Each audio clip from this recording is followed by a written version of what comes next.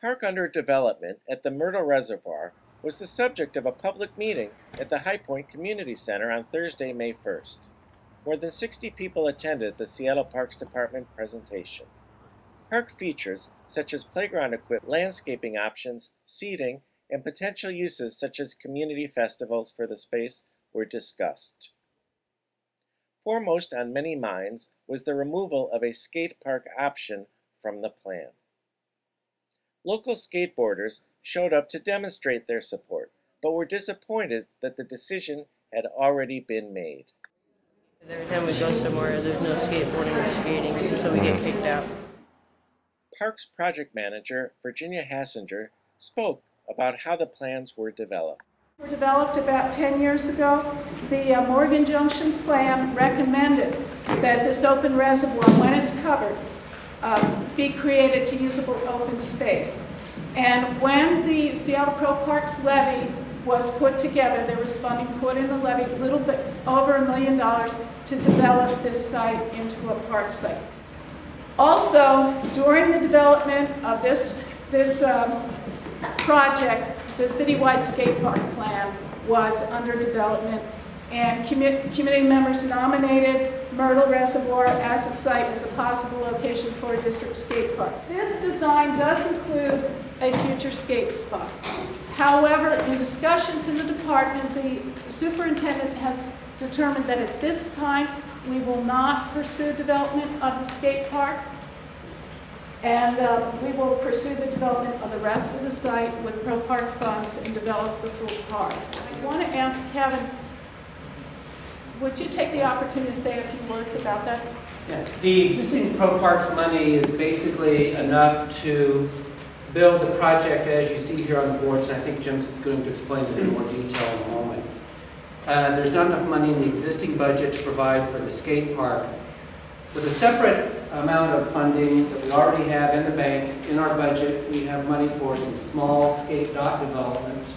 We will be looking at that in places here in West Seattle and elsewhere around the city. If some of you remember the skate park planning from about a year and a half ago, we looked at sites, Hiawatha Playfield, Rocks Hill Park, Del Ridge, and other locations actually here in the West Seattle area. We will look at those.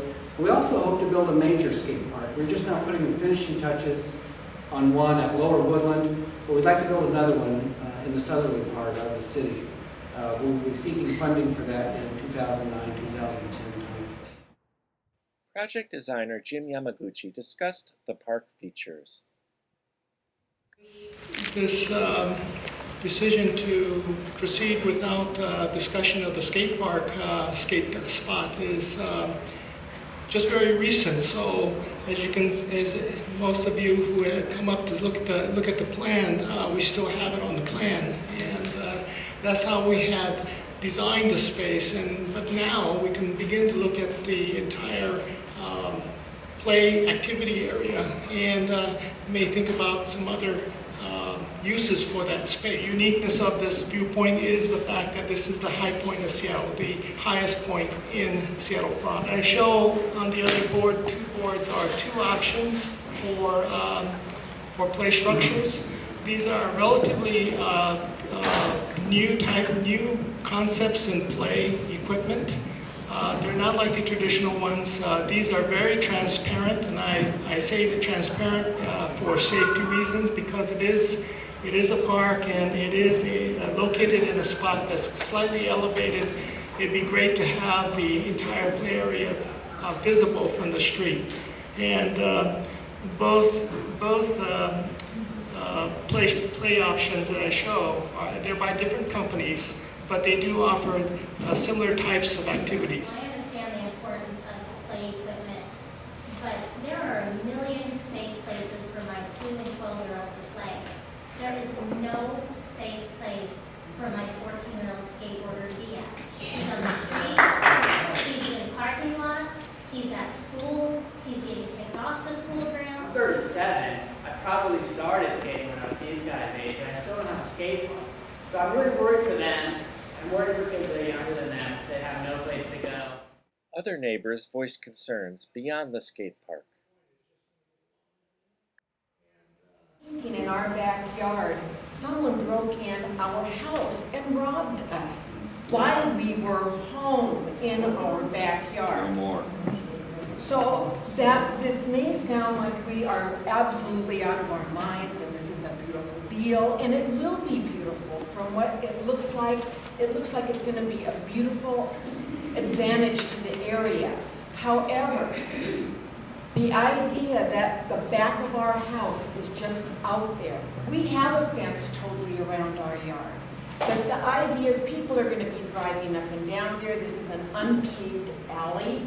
So it's dirty, it is dusty. We can't keep our lawn furniture pads out because of that.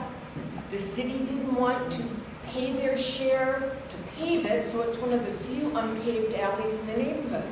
I think we've all endured a lot in the last few years. My house shakes when I'm inside, and I am willing, I'm willing to put up with that kind of thing. But I think it's time that we be given some consideration as well. We're willing to give you some. How about you give us some?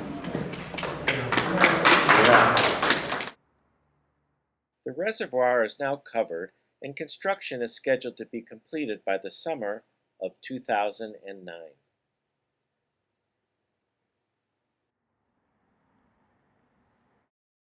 This is Steve Shea for WestSeattleHerald.com.